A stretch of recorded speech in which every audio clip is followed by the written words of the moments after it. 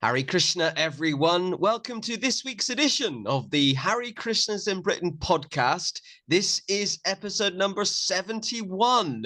We finally made it to our 71st episode without being struck off air or anything else such the like. And thank you to our viewers and listeners from all over the world that tune in now, even though we're a British-based podcast. And we also like to receive guests from overseas as well. I'm hugely honored and delighted to welcome our guest this week, His Grace Jagannath Das. Hare Krishna Prabhu. Hare Krishna Prabhu. It's my pleasure to be here. I'm always anxious to talk about Krishna with my god brothers and god sisters. Fantastic. And we're going to talk a little bit in a moment about kind of your background and where you're from. But let's just get started. You tell us a bit about yourself and where you're from. Well, I was born in Rochester, New York on September 11th, 1953. And we lived in a little hamlet called Alcott Beach in Niagara County on a once very nice cottage, big cottage that was right on the edge of a bluff, a cliff, not really a cliff, but a bluff, gently rolled down to Lake Ontario where we had our own private beach. And so my introduction to Krishna was through observing moment to moment for about 19 years the display of his energy as water, sky, thunder, rain, and it was phenomenal. The little hamlet of 600 people was surrounded by a beautiful park, parks, plural, and it was a summer place where people came, but during the rest of the year, I kind of had it to myself. And I would often sit, very often, and it's one of my fondest memories now at 69, I would sit on our front porch on an old rusty chaise lounge kind of thing on a little rocker, and the rain and the heavens and the lightning would collide with huge force and power, and the waves would swell up to maybe 6-7 feet and curl and crash against the willow trees along the edge of and rocks, boulders along the edge of our property. And it was a magnificent display of the energy of the Supreme. And I tell you, whereas we were all warned as children, look, when it's like that, don't go near the lake. That's exactly what I did. I would go and I would swim in that. And I'll tell you something. I would dive in when those waves were coming. I'd dive right in. And I don't know what that was, but when there's great big waves in a storm on Lake Ontario, the water's like bath water. It's really warm. And there was undertow and this and currents, and I just swam right through it like a fish. And it was a place. It was the place that woke me up. There were beautiful sunsets. We could see Toronto very often, clearly. The skyline of Toronto was 43 miles away, straight ahead. We could see Toronto, and the sunsets were incredible. The sunrise, the storms, the display of raw, beautiful power before me made me as a child understand that there was a power behind everything. And so I'm very grateful for where I grew up. Did you have a particularly religious upbringing with your family? No, not at all. No, not at all. In no way. My mother was an agnostic and my father was a kind of bemused Catholic whose parents came from Italy. I should also tell you that Alcott, New York was a great place to take LSD. Which I did on many fine occasions, and really, really enter into nature. You know, then the waves became a symphony. The waves then, I remember, once became a symphony orchestra, like some Beatles thing playing the cello, and then they would go down, and the next row would be playing violin. So, you know, this brings to mind something that Srila Prabhupada said, which is that the people from which he had to draw, the energies from which he had to draw. Let me turn off all my other junk here. Was what he called third class man, fourth class man. Why did I lose you? Why don't I see you now? I can still see and Are you hear there? you. I can still see and hear you. Haven't changed on my screen at all. Eden. But I did, Eden, I can't see him anymore. That's not acceptable. What happened? What did I do? Hold on 1 second. Sure. I'm still there. I'm still Okay. there. There we go. So, you know, Prabhupada had to draw from this hippie pool of third or even fourth class men. We had and have, in my case, as a lifelong Kanishta Adhikari, no qualifications to mingle with the Gaudiya Vaishnavas who exemplify divine purity. But, you know, he didn't have much of a choice. He had to use these hippie guys like me that listened to the Beatles a lot and took LSD quite often. And but you know, on the other hand, although I don't think it's all going to be resolved in this lifetime for me, certainly, there was something about a whole bunch of people taking LSD that brought a lot of people to this, and also to understanding very quickly that that LSD wasn't the answer, as George Harrison said once. He said, "You only need to take LSD once." And the interviewer said, "Oh, so you only took it once?" He said, "No, I took it many times, but I only needed it once." So, you know, he came here and such great compassion that he had to pick up these kind of hippie kids and try to make us into something human. Now, you know, my wife used to say, Vrinda Devi, she's no longer in this body, in her body. She used to say that Prabhupada had said, or she used to repeat, Prabhupada had said, the 4 regulative principles and chanting 16 rounds a day just makes you human. That's it. Just brings you to the human platform. Don't get too excited that you're following the 4 regulative principles and you're chanting 16 rounds a day, because there's much, much more to that. These are all beginning and perhaps intermediary status of what's required and what there is. Just like the Titanic hit the little point of something, but there was a great big something underneath. So, we were all children of Srila Prabhupada. Now, I was trained personally, rarely physically, but through his instruction while he was in the body from 1970 to 1977. So I had a big association with the Shakti of Srila Prabhupada. You know, I see these kids today, and they don't seem to have that feel. And I wonder, I know he's present in his instruction, and is Vani. I understand that. Of course, it's real. But those who saw, those who were touched by, those who took prasadam from, were somehow energized in a way that I do see a lot in younger people.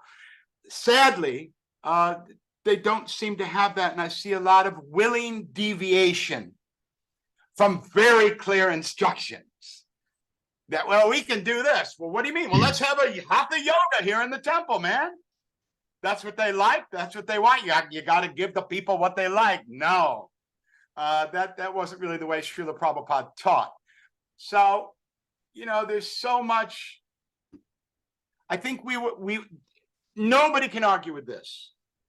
We were very blessed to have some association with the instruction and the physical manifestation of the Shaktavesha avatar, Srila Prabhupada, Abhicharana Ravinda.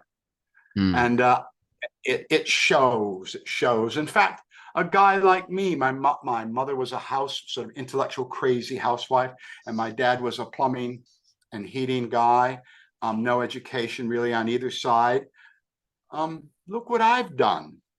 I shouldn't have done anything that I've done, even materially. You know, I'm just a kid from Orchard Beach, New York, 600 people in that little, it wasn't even a village. It's called the Hamlet. Didn't even make it to village. So I've traveled so widely and seen so much and done so much. And at 69 and a half, I'm not crazy. My behavior's okay. I don't want to rip anybody off. I don't want to engage in any kind of inappropriate behavior, because I understand very, very, very clearly that birth, death, disease, and old age is right in front of us, all of us. 69-year-old me, whatever the hell you are, your buddy down the road, your beautiful little niece, and it's an impetus to do the right thing. You know, Srila Prabhupada said that 95% of this movement, I think might have been more, 90-something of this movement was just chanting Hare Krishna. So why don't you guys, me included, you know, I'm not laying the trip on anybody, why don't we just chant Hare Krishna and forget about Rit, Vic, that Vic, Uncle Vic? Joe and Pete have possession of the building. Screw that. Who cares about that building? Let them keep it. Let them have fun. Let them wear that building on their shoulders. I don't want no building. I don't need no building.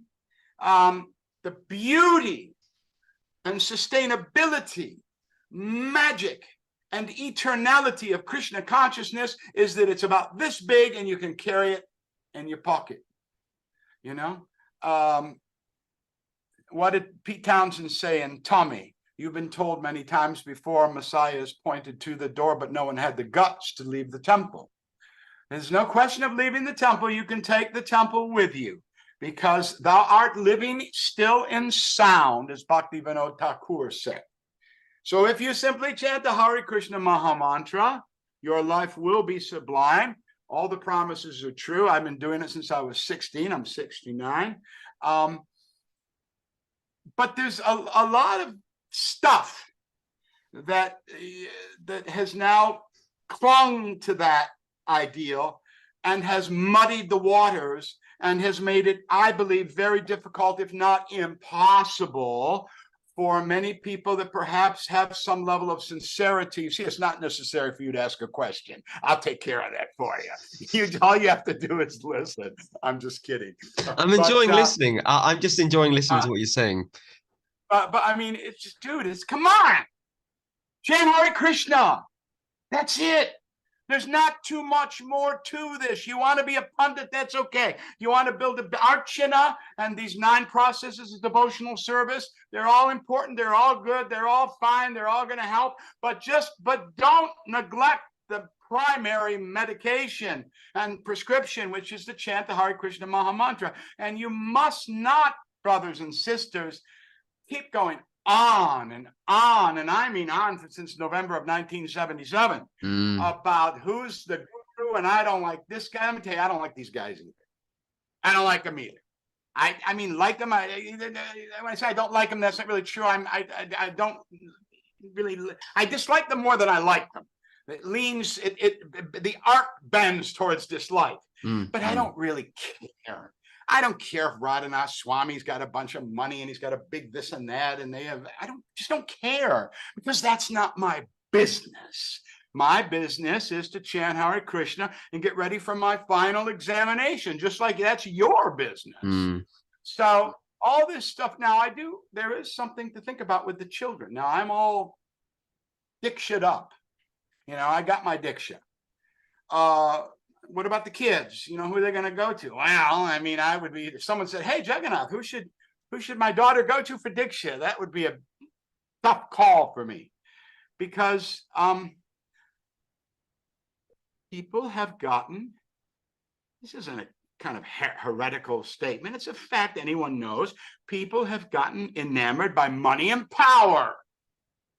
Not solely, not completely, not everybody, but a good deal of these guys that are, you know, calling the shots have agendas which are clearly other than that which Srila Prabhupada put forth so clearly and succinctly and reasonably and in a straightforward fashion. And they've kind of chucked it away, and now they're having whatever they're doing, which is, I know one thing I don't like is they're doing this hatha yoga in the temple, which Prabhupada laughed and made fun of and called gymnastic yoga.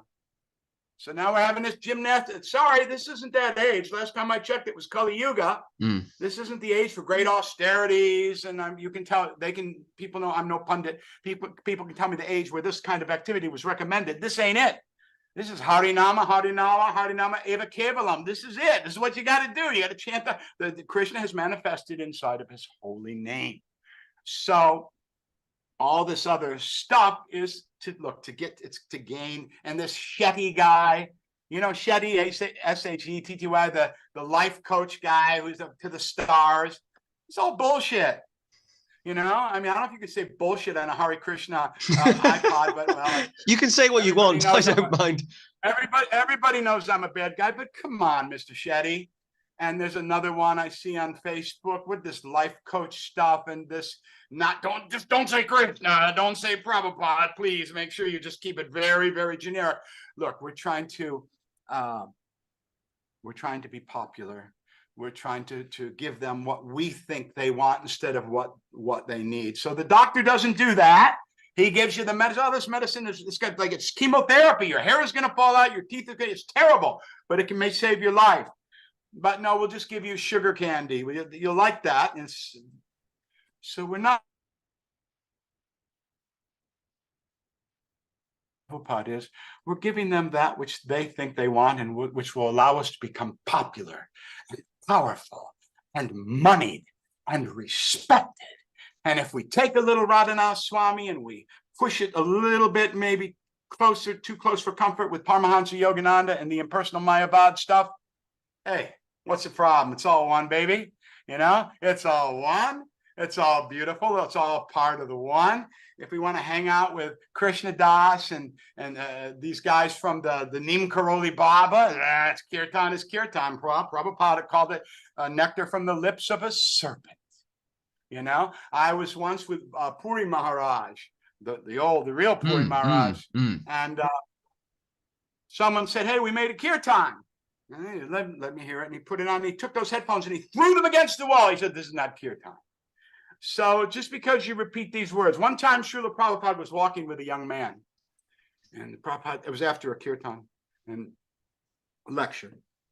The man said, young boy, kid, get that phone, close him up, shut him down. He done? Get them all down. This kid said, Prabhupada, I want you to know, I really, really enjoyed that kirtan. Prabhupada said, this kirtan was not for you to enjoy. This was for Krishna to enjoy. And if you're doing this kirtan like a party, I heard that the club kids, now they're going to the kirtan, man. It's like a thing. It's a thing now. The kids are going to the kirtan. Now, Jagannath Das, he came on and he was saying shit about kirtan. No, man, I'm just saying that let's remember what it is. Worship. Worship to Krishna. This is nothing, my opinion. Remember what Prabhupada said. Why were you so successful, Srila Prabhupada? Because I simply repeated what my spiritual master repeated to me from his spiritual master without adding or changing anything. So it's a pretty clear and easy path. You don't need those buildings. If Radhanath or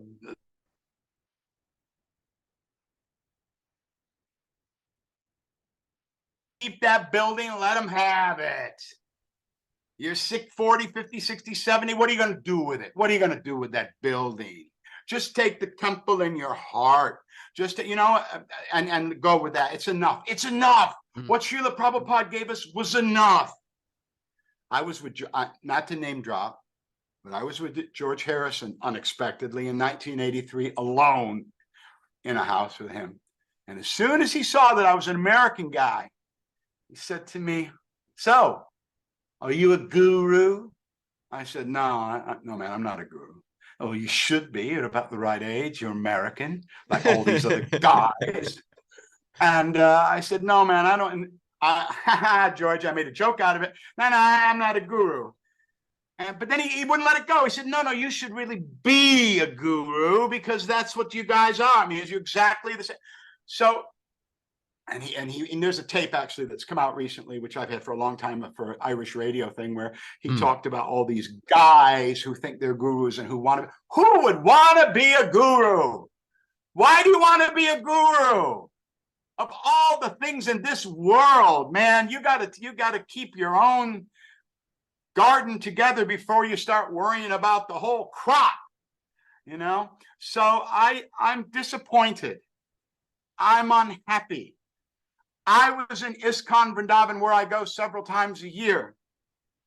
And I went into the temple room to buy a picture of Srila Prabhupada photograph for my Thai mother-in-law. They didn't have any. What do you mean you don't have any? What are you talking about? You don't have any pictures of Srila Prabhupada in ISKCON Vrindavan gift shop.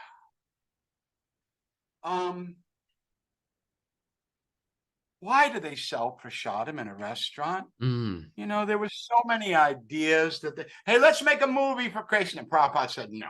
Let's do an animation of Krishna. No.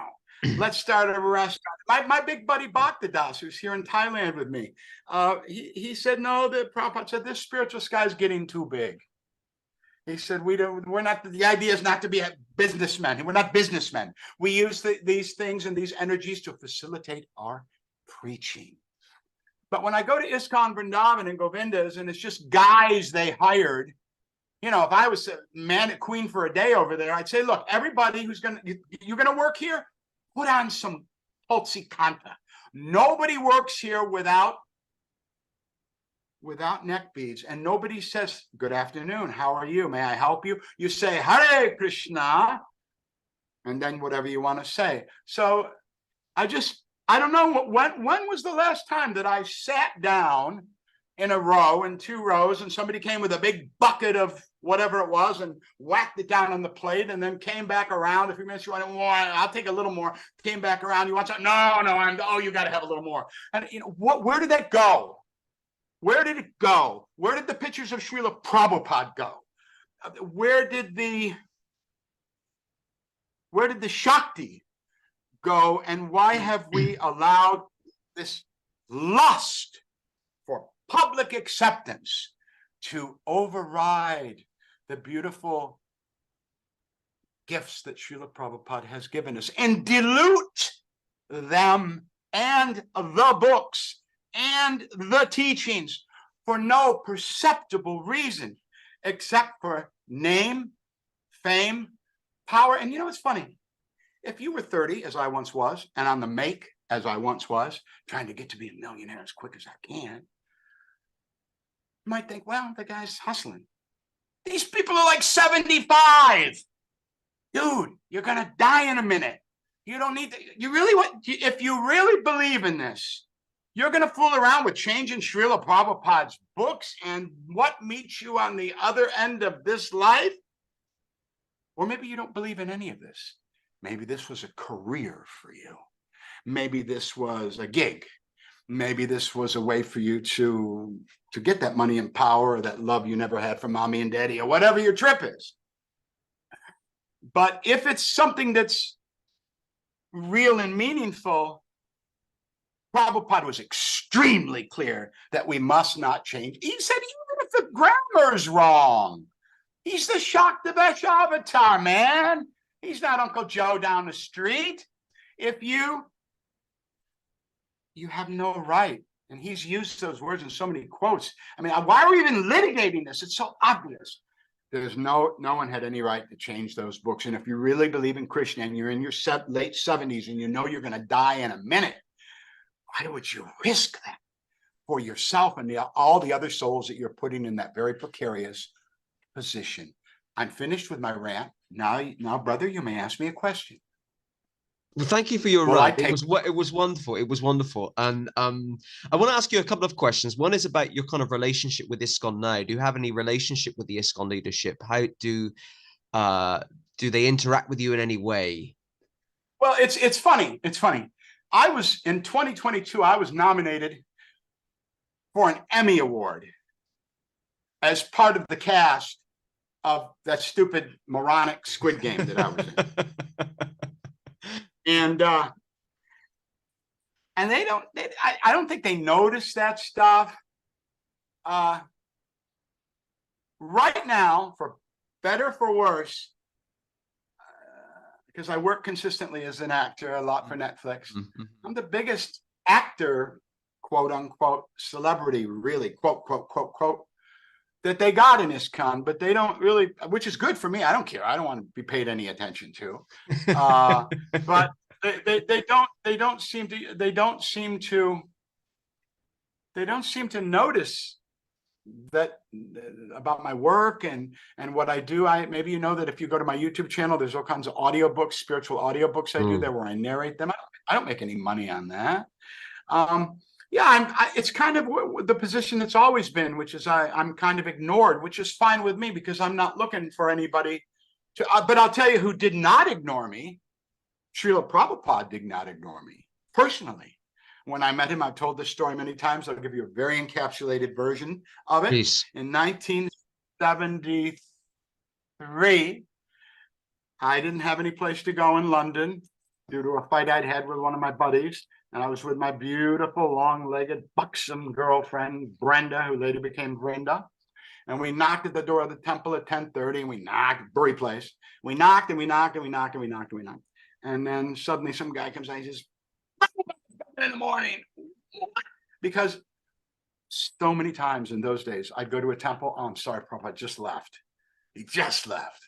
So this was my chance to see and meet Srila Prabhupada. So long story short, which is a bit hard to do with this, but I'll do my best here to encapsulate it for you. He came, and my job as a hippie, which is what I was, he says, you go up there and you open the windows open, and when he comes, you pour this, drop this rose petals upon him as his feet, lotus feet, touch the. Okay, so as soon as that car pulled up and I saw him get out, I just tossed that basket aside and I ran right up to Srila Prabhupada. I don't know what happened to security. I mean, I was like close talking with Prabhupada. It was incredibly offensive, but I was so happy and enthusiastic and thrilled to see Srila Prabhupada that I got right up into his face. And I said, oh, Prabhupada, my name is Jeffrey Giuliano. I'm from Orchid Beach, New York. I've read all of your books. I chant Hare Krishna. And he went, very good, or something like that. And he kind of fluffed me off a little bit. And then all the flanks of bodyguards came in around him, and Brahmananda and this one and Hamsaduta, and the big sticks were out, you know. They all went up this narrow stairway, and I was like at the bottom. Only the big guns could go up there, and I was completely dejected. I said, oh, man. Why didn't I just drop the flowers down? The one time I've been waiting all these years to meet Srila Prabhupada, and I blew it. I absolutely blew it. I'm done. My devotional life is done. I embarrassed myself. I embarrassed Prabhupada. I got into his face.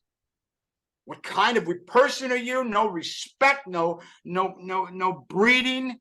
You're just you're complete, utter idiot. I wandered into the prasadam room, which was to the left, and I sat in there alone, head in hand. And all of a sudden, I heard this tack, tack, tack on the floor, and a door opened. And Prabhupada came out alone. No bodyguards, no big guns, which he had clearly left upstairs, and I believe George Harrison was upstairs. So what he said was, listen, guys, George, you know, Peter Sellers, Ravi Shankar, or whoever it was, I got more important things to do. I got to go talk to this lunkhead downstairs, this hippie. So he came in, paid my obeisances, did full obeisances, and I looked up, and he was like right. My head was, his feet were right next to my head as I looked up. And he said, you are a very nice boy. You will go back to home. And I said, again, like an idiot, back to Godhead? He went, Jai. You know, that king thing that he used to do, Jai. with his head back. And then he turned around, click, click, click, and went away. I'll tell you something. He felt, oh, perhaps I should have given that boy a little bit of encouragement. I know it was an awkward situation that this boy has made, and it was, of course, best that we were in the street and so forth. But he could feel my disappointment, just like my wife said. My girlfriend, later became my wife, said, when first time she saw Prabhupada, she said, "Oh, Jeffrey." I said, "What? I'm scared." I said, "What are you scared at? I'm scared of it's Prabhupada." She said, "When he looked at me," you'll hear this a million times. When he looked at me, I knew he could see, he knew everything about me. And not just this lifetime, but all lifetimes, right back to the very beginning. And it was such a look that I had to like comfort her, you know? And there was some funny things like Shrutakirti was there and he was the guard, you know, and everybody came up and gave their obeisances in front of Prabhupada while he was doing the class. Everybody in the whole room. And I went up to do it, trying to be cool, laying back a little bit. And Shrutakirti put his hand out and said, "Oh, okay." So then someone brought him a big tray of samosas. So he takes samosa, he goes, "Everybody got a samosa?" There's one more samosa on the thing. I went up there. No. So then they gave him cookies for the kids. And I thought, well, geez, this is for the kids. I can't get. Anyway, he called me up and gave me a cookie. So Prabhupada was very kind to me. You know, when you didn't have a lot of association with Srila Prabhupada, that precious minute, 2 minutes that I had alone with him, where he told me I would go back home to Godhead. How many people did he say that to? I don't know. Can't be that many. I didn't ask him when. That was kind of, you know, I should have had the presence of mind to say, well, okay, great, but when? There's a story about a yogi, an old yogi and a devotee who went to see that yogi, and the yogi said, "Maharaj, when will I go back to Godhead?" And the yogi, old yogi Paramahansa, he looked up at the tree, he said, "As many leaves are on that tree, there's as many lifetimes as you will have before you go back to Godhead." And he said, "What do you mean? What do you mean? It's hundreds of thousands of leaves." And oh my God, and walked away. Another guy comes in. "Maharaj, I was just wondering, when is it that I might expect to go back to Godhead?" "Do you see that tree, young man? As many leaves are on that tree." "What? So few?" So in the scope of eternal time, this isn't really, you know, I can remember being, I promise you that when I can remember being 40 very clearly and walking down the street in Bangkok, and I promise you that was not 30 years ago. This is some kind of illusion. 40 and 30 make 70. It's something like 40 and 9 makes 70. There's some kind of a trick of time there. So our lives are very, very short, and we just don't have any time to worry about the Ritvik and the initiation and the "I don't like Radhanath. Oh, but I love Radhanath, and he's got a lot of power. I know he doesn't use it for himself. He's a humble mendicant." I just can't go there, because I can see in my own heart, I can see how far away I am from where I should be after having chanting Hare Krishna since 1970. I'm not there at all. I'm a Kanishta, and I'm not anywhere near I should be for a guy that's gonna die. You know, I should be a little bit, so I have no time to put my nose into anyone else's business. So that's what I would say. And what I want to say to my brothers and sisters is, please simply chant Hare Krishna. And associate. No, to me, there's nobody but Prabhupada. How could it be otherwise? How should it be otherwise? These other gentlemen who are now in charge of this ISKCON association, they're of my own generation. I tell people, I've known Jaya. I've been around so long. I knew Jayapataka when he was thin. You know, so I mean, I knew all of them. A lot of them didn't like me. I was quite a hippie for a long, long time. And then I went out and I wrote those books on the Beatles, and I made a few million bucks. And Do you think And there's I a do you think certainly there's did. an element of jealousy? Do you think the leaders of ISKCON, the gurus, the sannyasis, are jealous of you and your material success? I don't think people. Well, I think if they were cognizant of it, they'd come around and ask for some. And this door's open. I don't see anybody. So, I've done well financially, but I understand that I've got a 70-year-old body and my knees don't work. And I have arthritis of the spine, spinal stenosis. And I just had to go to India and spend a whole bunch of money to get my teeth fixed. And oh my God, the mirror is telling me I'm an old man. Don't avoid at all costs. So I understand none of that stuff's important to me. What's important is I can see my failings. I can see where I fall short, and I'm deathly, literally afraid of falling back down into the unrecorded, unnamed 8,400,000 species of life with no guarantee or understanding that I'll even take a human birth. I've done things. I slapped my mother's face one time when I lost my temper. I've pushed women around. I've been an asshole to try to make that money.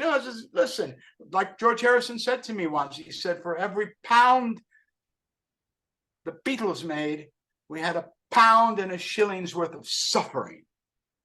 So the measure of the man cannot be any kind of money thing. Otherwise, Donald Trump would be some Paramahansa. Somebody came over the house the other day and they said, this is a very unusual thing, but they said I had 100 hits of LSD. And I said, listen, man, I have no interest in that. And I thought about the person when they left. I said, look, if LSD was any kind of an answer, that person would be really fixed up. That person was just like a knick-knack, paddywhack, give the dog a bone, get out of here. Regular Joe. So you got to judge the tree by the fruit. Who are the people? I'll tell you some people that I know that are real close to where they should be. Gargamuni. You know Gargamuni, the great Gargamuni. Yeah, get him on here.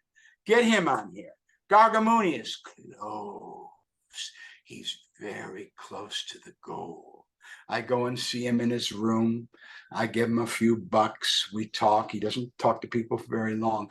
I believe him to be a pure devotee. Pure devotees stick out like a sore thumb. There's no imagination required.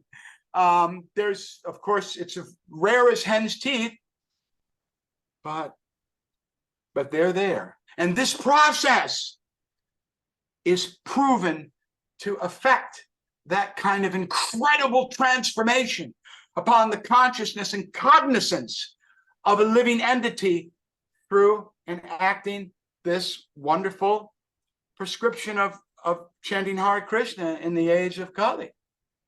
I'm sorry if I swore a little bit, I'm a little bit raw, but hey, I'm an actor. Have some latitude here. Actors are crazy, by the way.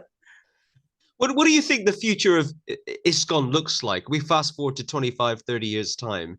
Unless things change, what does ISKCON look like in 25 years? Prabhupada will not be a major draw.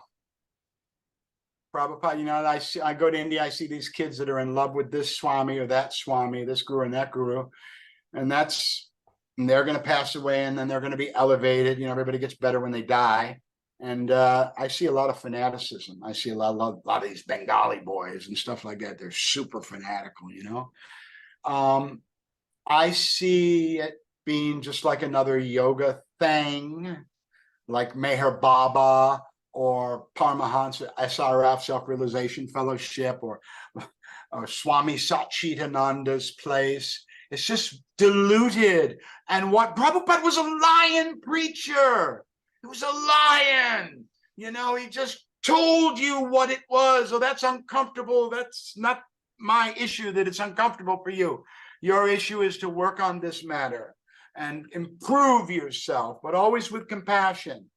I think it's kind of a dumb question, brother. I think we can see the way it's going. It's going to hell in a handbasket, as my mother used to say. It's not going to be it's going to be great. It's going to be better. It's not. It's not. The emphasis on Srila Prabhupada has dwindled to the point of being heretical. What do you think? You agree with that? I think, yes, I generally broadly agree. You know, I'm concerned about the future of ISKCON. I think there's a lot of dodgy stuff happening behind the scenes. I think a lot of the bad stuff needs to come out. ISKCON needs to be purified. Obviously, anyone can do that. Is Srila Prabhupada? It's Lord Krishna, and I think a lot of the stuff needs to be really rooted out.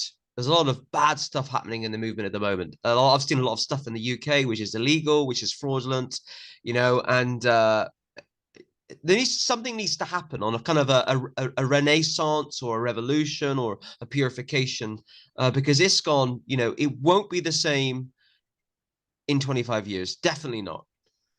It's no mystery. Just do as you're told. Didn't your parents say that? You just do as you're told. And just do as Prabhupada told us.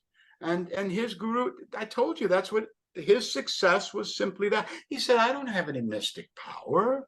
I'm not a yogi. I can't float across the floor. He said, oh, my superpower, he didn't frame it like that, but in today's parlance, my superpower is I just repeated what my spiritual master said to me. Now, I know what Srila Prabhupada said. I know what he said. I'm a crude guy. I'm a fourth-class man. I'm a perpetual kanista adhikari. If that, that's the best I can hope for. But I also know what Srila Prabhupada said. And I remember a tape that I used to particularly like called Atonement Before Death.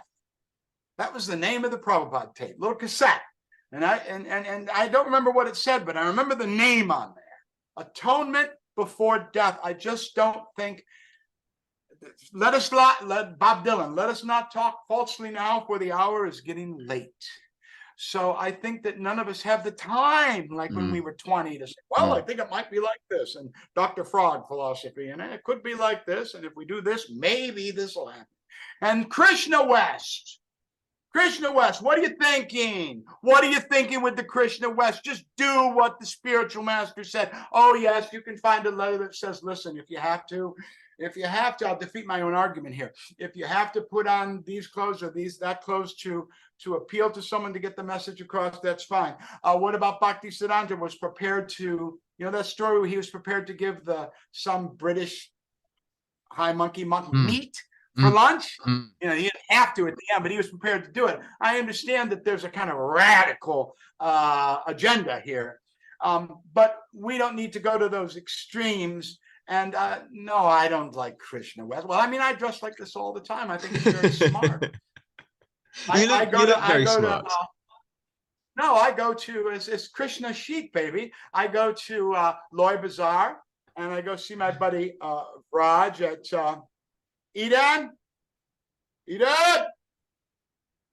Just a moment. I require some pertinent emphasis, very meaningful information. Where do I buy my clothes in Vrindavan? What's the name of that place? Ganga Prasad. Yeah. Back to your room. Okay, so I go to Ganga Prasad and I get the best linen and stuff. And I was in London not long ago. Wow. So someone said, "Oh, absolutely beautiful linen you have there. Where did you get it? Was it from Monaco? No, perhaps from Paris. Oh, good, of course, that quality. Been from New York." No, I said, I got it in Vrindavan, man. I got it at Ganga Prasad Lal. So, yeah, you can buy some nice clothes. It is $30 for a shirt. It doesn't cost too much. But I like to try to look smart. You look very smart today. I'm a silly man. I know I'm a silly man. No one should take anything. I mean, if not too much of what I'm not qualified to speak in front of, you know how these people say, well, I'm not qualified, this and that. It's kind of a false modesty. In my case, it's true. I'm not really qualified to talk about as these weighty, hefty matters. But I'm sad. I'm hurt that Srila Prabhupada has been relegated to second place. I'm really hurt, and I don't see any way out. With the book changes, I think you lose it. I think you lose it. It's like the Titan sub going down. If you make that sub material out of a twin, some sort of a hardened fiber, and it's going to blow up. You're not going to get out of it. It's going to implode from the inside. The death knell of ISKCON was the changing of one word of those books. What do you think about that, brother? I agree. I agree. I'm quite concerned about the book changes. I'm one of the people in the UK that's distributing the original 1972 Bhagavad Gita. I've got 150 copies currently in storage, and I've got more coming. And you can get a hold of them. You've got to look around and do your research. But it's growing. This kind of network of devotees, kind of on the periphery of the organization. We're getting together. We're working together more. We're distributing books. I delivered 130 to a school recently, so that the teenagers could have Prabhupada's original books. And I'm concerned about the book changes, most definitely. I don't know if you heard about it, but Roald Dahl. It's similar to Roald Dahl. There was a whole thing in the UK recently about his book being changed, or his books being changed. Penguin Books wanted to change his books because they weren't politically correct. And there was uproar in not just in the media, but in the kind of the general public. Well, maybe they weren't politically correct then, but that's what he was writing. That's what he was saying. And it was silly things like, they wanted to say, I think he referred to the witches as the ugly witches. And Penguin Books said, well, we can't use ugly anymore because it's offensive. Well, and there was so much uproar against the Penguin organization changing Roald Dahl's books, and Prabhupada's books are very different from that. I get that, but it's a good comparison. You shouldn't change. What happens to the authenticity of the books when you change the author's work? It's not really the author's work anymore, is it? Really, when you change things. When you read or hear Prabhupada say that Black people have a smaller brain and that women are less intelligent, this is going to cause problems today. We must remember the milieu and the time in which Srila Prabhupada was manifest on this planet as a Victorian. And he was raised and went to Scottish Church, University, and all the college, all that. That man was from a different time, even on the material manifestation. But I just am not gonna question Srila Prabhupada, because I am now and always will be that skinny little hippie feeling sorry for myself in the prasadam room of Bury Place Temple for getting up into Prabhupada's face. Everything has been grace that I've gotten. On the material level, every movie, all 33 books, working with the famous actors that I loved as a kid now and hanging with them. Michael Madsen, all these guys. Who's the guy who played Jean-Luc Picard? I've worked with a lot of big actors. I've been able to observe them. I've had a lucky life. And I'm so grateful that I've had the opportunities I've had encapsulated in this, having gone through what Shakespeare called the vile blows and buffets of the world, and yet I've somehow prevailed, and I'm still here, and I'm still sane, and I'm understanding moment to moment that Srila Prabhupada is for me my only salvation and my only hope, and that I pray that when I'm on my deathbed, if I'm blessed to be cognizant at all and not smashed in a plane or a car or something, or on the side of the road, that I can remember Srila Prabhupada and hear his chanting of the Maha Mantra as I leave this body. This is so serious. It's our life. It's not only our life. Dylan said it's just life and life only, but it's not just life and life only. It's this life and life only, and the next in the 800,400,000 species of life, and the untold millions and trillions and billions of repetitions of the wheel of samsara, repeated birth and death, that we have such an uncertain future. And yet, into each one of our lives came the Shaktavesh avatar, either through his physical presence or his instruction or both. And nobody got that. They didn't get that with Meher Baba. They didn't get that with Paramahansa Yogananda. They didn't get that with the Maharishi. They didn't get it with Muktananda. We got it. Jesus said, to whom much is given, much is expected. So what are we going to do with that diamond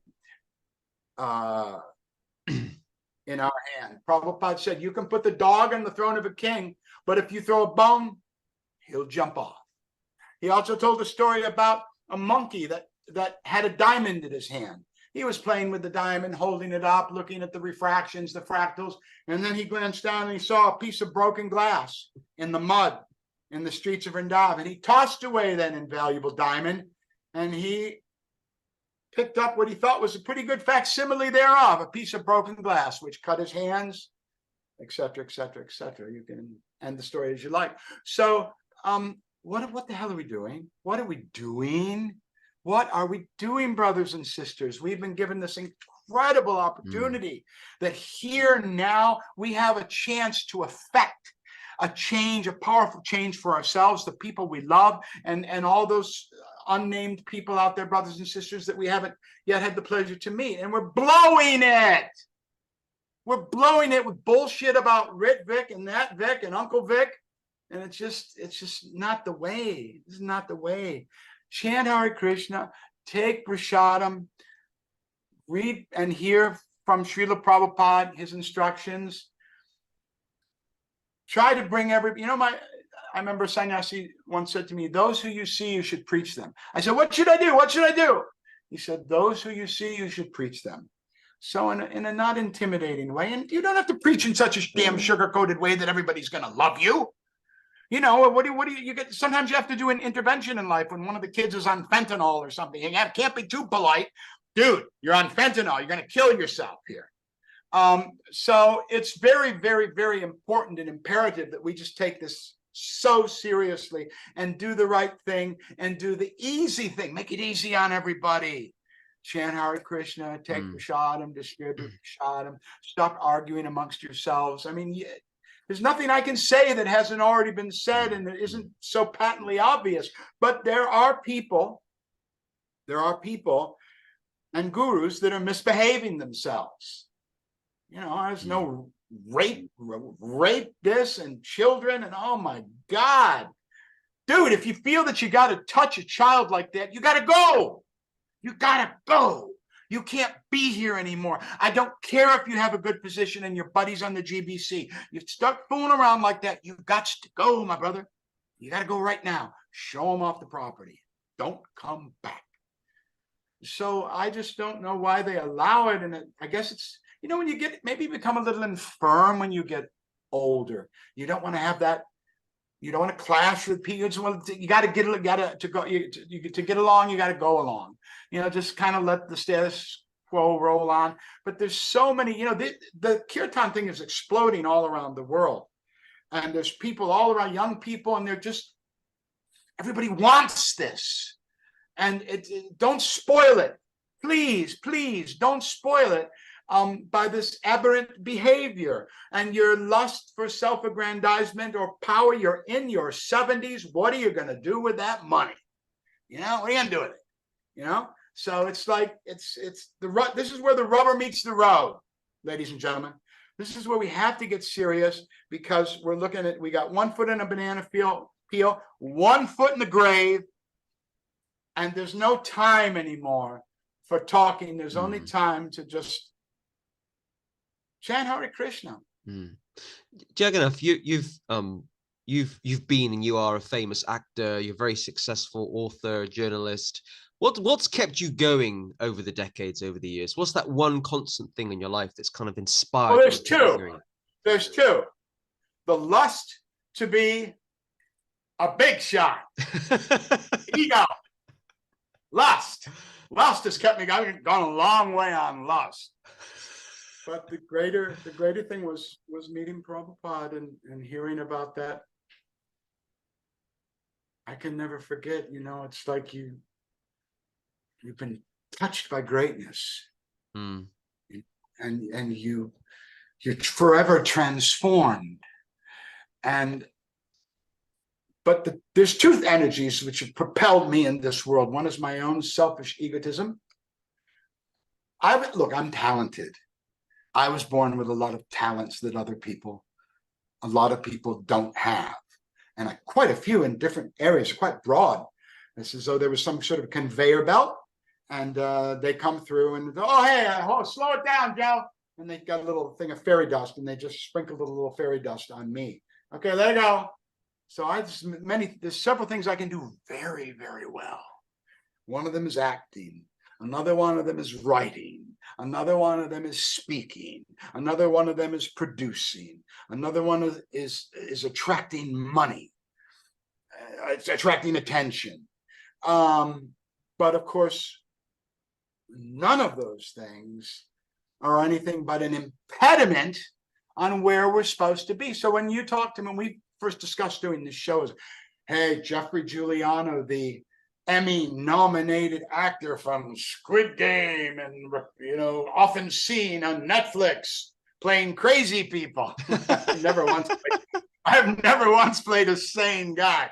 I thought, well, what am I going to tell this guy about this? He seems like, talking about you in my head, he seems like a nice enough sort, nice enough fellow.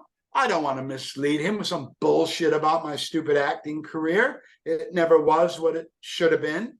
I made a movie once, which you can see on Netflix now, to just change the subject very briefly, called Peninsula Train to Busan.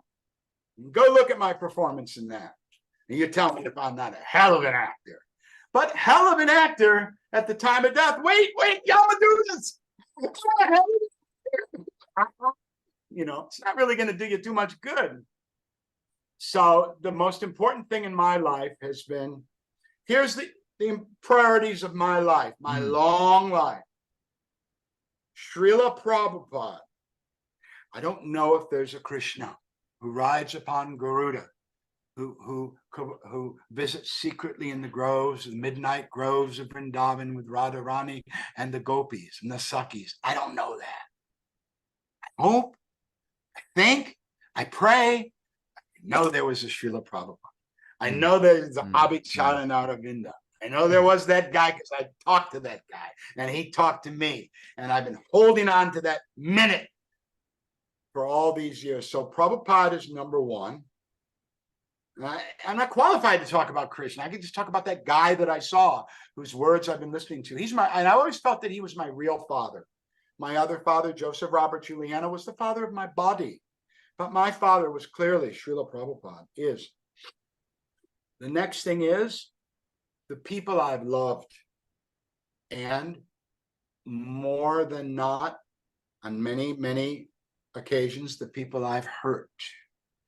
The people who unconditionally loved me that I hurt. Some of those are dead. What do you do when they die? You can't make amends. You got to atone before death, don't you? You have to say what you need to say to people before they've left their body. Like my wife, I wasn't always nice to grin to everybody. Like many people know my wife, she was a saint, and I wasn't always great with her, and now she's gone, and what do I do with that?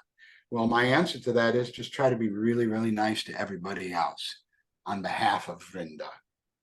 Just be as nice Jeffrey as I can be while I'm above ground. So Prabhupada, the people I've loved, serving the talents God gave me and trying to dovetail them in the service of the Lord. And then it degrades quickly. I ran into a problem here in Thailand. I don't think I need to go into any more details. People understand the nature of Thailand.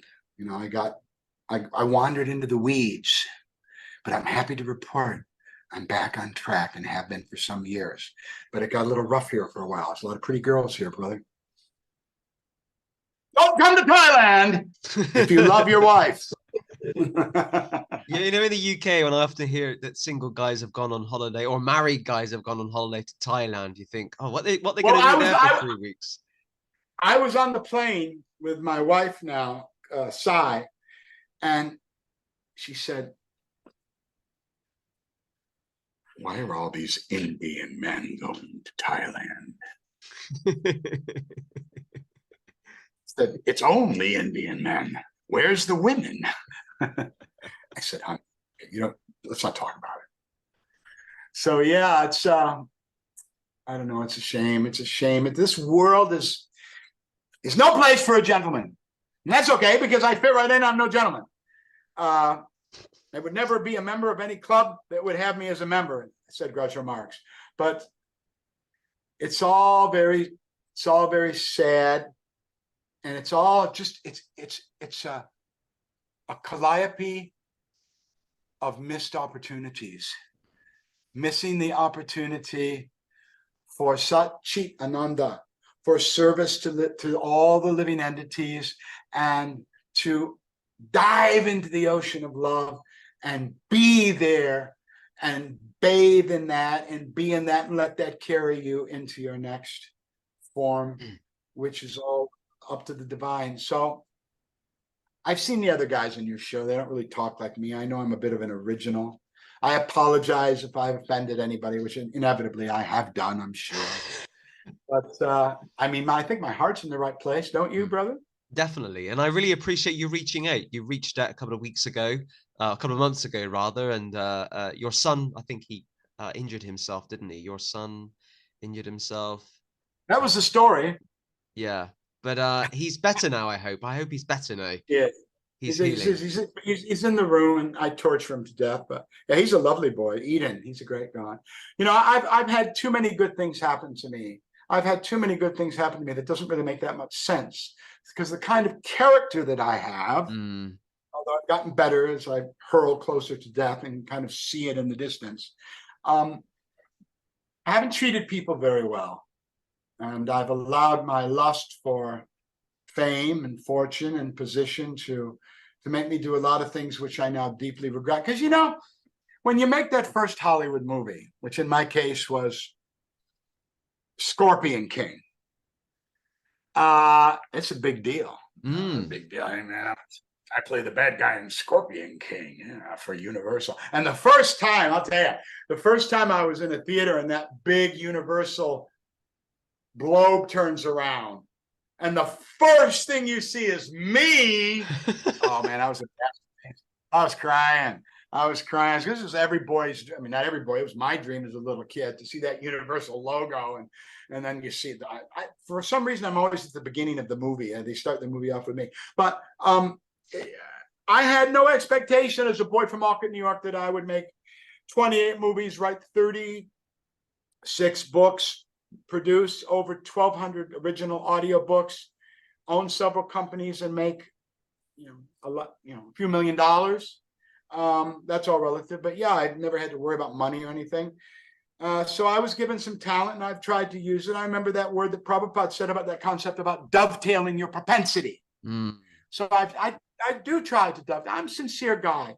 I don't have any ill will, and I would never deign to judge Radhanath Swami or anybody like that. I'm sure they've done more than me, and they continue to do so. But I don't like the book changes. What's the fellow behind the book changes? I know him very well. Jay Israel, I just know his Jayadvaita. Jayadvaita. I've known him in Boston when there was the ISKCON Press. So I actually literally bumped into him at the MVT not long ago, and we kind of had a little joke about it for a minute, and we just went on our way. But Jayadvaita, why did you do that? Why did you think that would be a good idea? And it's caused so much duplicitous unhappiness amongst so many. When it was an answer in search of it was a solution in search of a problem. There was no problem. The books were there. They were fine. They've made gazillions of devotees, people, idiots like me that have somehow or other clung on for now over 50 years to Srila Prabhupada's dhoti. It worked. Why would you, if it ain't broke, don't fix it. So I don't know why he did that, and I hope that we can get back to those books, and this was just a bad chapter in the history. But it's the most grievous thing that's happened. The Rit Vic, Uncle Vic, that I can forgive all that. The guru who did this or did that. Well, the child rape is right up there too, obviously. Oh my God! But when I go and see Gargamuni, if you can go to Vrindavan and you can get an appointment with Gargamuni, do that. Take him $100 or so, more if you can. Doesn't have any money. Prabhupada used to call him Garga Money, but he said, I'm not Garga Money anymore. I'm Gargamuni. I said, here's some money. So thank you, Prabhu. tucks it in his shirt. So Brahmananda and Gargamuni, I knew, and Novapushta Krishna brought me into the movement. I've seen some very pure soul. This thing really works. And I hope that Jayadvaita will see things differently. And I hope that we can, I hope so much, but I don't really think, I mean, they've kind of made their bed. They've kind of put their name on that. This is what it is, you know. And when I see the people like on Sankirtan, these young kids giving out the book, and that's not the Gita, the yellow one, you know, the one they do now. Yeah. And the big happy thing in their advertising, yeah, but that's not it. It's just not it. And then I see Jay Shetty, and they're life coaches, and they've taken out the word. Don't say Krishna, don't say God, don't say Prabhupada, just say like better relationships with those you love.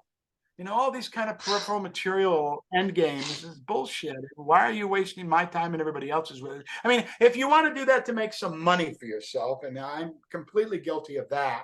Okay, but don't try to pretend like it's spiritual. Don't try to pretend that any of this junk science has any value beyond making you a couple of bucks. When you say you bumped into Jayadvaita in Vrindavan, did you? And you spoke to him about the book changes, did you? No, I didn't. I looked at his teeth, and I thought he should go to a dentist. He must have enough money to go to a dentist. Yeah. Did he know who you are? Did he? Pretty much people know who I am. Did you know I used to be Ronald McDonald on the TV commercials? Did you know that? I read that. I had read a bit about you before this podcast today, so I did read that. Yeah. Yeah. I got out of acting school, and I didn't have a gig, and I had a kid, and this auditions today. McDonald's is seeking, and I got the role, and I did it. And devotee said, "Man, what are you doing? You're Ronald McDonald, and you're doing this. How dare you?" And I said, "Well, if an actor gets a job playing a Nazi, when they wrap for the day and cut, and he goes back to the dressing room, Interpol isn't there to take him to the International Court in The Hague, because he's an actor playing a part." And that was my line. But now I see that was wrong. And since that time, I've had an active campaign about Ronald McDonald says don't eat meat. I have on my Jeffrey Giuliano channel, I have a documentary called Confessions of a Corporate Clown. And I've tried to use that mistake. You know, you get these guys that were drug addicts now, and you get all kinds of guys. They were mafia hitmen, and now they've repented, and now they're going to tell people not to hurt anybody. So I've been able to use that. But that was an example of being a young guy on who didn't have any money. And you know, George Harrison once, he wasn't very happy about the book I wrote about him, Dark Horse, said Jeffrey Giuliano's just looking for a gig. And he was right when I was 30. And Mukunda Goswami said, Jeffrey Giuliano has never seen an opportunity he didn't like. Now, I laughed about that all these years and still think it's kind of silly because, yeah, that's exactly right. You know, I mean, what's wrong with liking opportunities as they fly by, you know? I have this kind of ability to pick money and opportunities from the air, and that's from wherever that's from, I don't know. But I've done well materially, but you know, I haven't done well when I have to put that, you know, now I have to sleep in a hot pad so that my arthritis, when I wake up in the morning, it's not quite so painful and it's not quite so stiff. How'd you sleep last night? Oh, fine. I was sleeping on the heating pad, you know how it is. So it's a matter of what you have. You're gonna die, you know, and that's the thing. It's Prabhupada said it's compulsory. I like that. He said this is compulsory now. You're going to die, so this is compulsory. You got to try to do something. Look, I don't know if any of this is real. Really, I can't say that any of it's real or not real. But I know that the only chance I have is to act as if it is. Because birth, death, disease, and old age are just like a Pac-Man coming along the screen and just devouring everything in its sight. And that the only whisper of a prayer, of a chance we have is to hold fast. You know what? I don't think Prabhupada was a liar. I don't think he was a hustler. I don't think he was trying to get over or scam or con anybody. It's just the spotless character of Srila Prabhupada, that man from Calcutta, that has made me dedicate whatever feeble energies I have left or have had in my life to his lotus feet. Doesn't that sound like a wrap to you? Doesn't that sound like a good ending for this show? It sounds like a great ending. Jagannath, it's been fantastic to have you as the guest this week. Really appreciate your time. And I really appreciate your enthusiasm. I mean, you're very passionate about this, which is great. Sometimes I interview people and I'm not sure where to go. And I haven't had to say anything. You've just been sharing everything, which has been fantastic. Yeah, I actually wish you hadn't even bothered to show up. It would have been a lot easier. You could have just sent me the recording and I would have just put it on somewhere. Jagannath, I'm just going to say goodbye to everybody and stop the recording, and we can have a very, very brief debrief. A few seconds. So a big thank you to Jagannath Prabhu for being our guest on this week's edition of the Hare Krishnas in Britain podcast. This was episode number 71.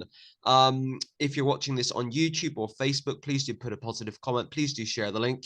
And if you're particularly watching it on Facebook, you can like, love, or care for it. And please do send some feedback as well. We love to hear about what you think about this podcast. So until next week, we'll see you all soon. Thank you. Hare Krishna.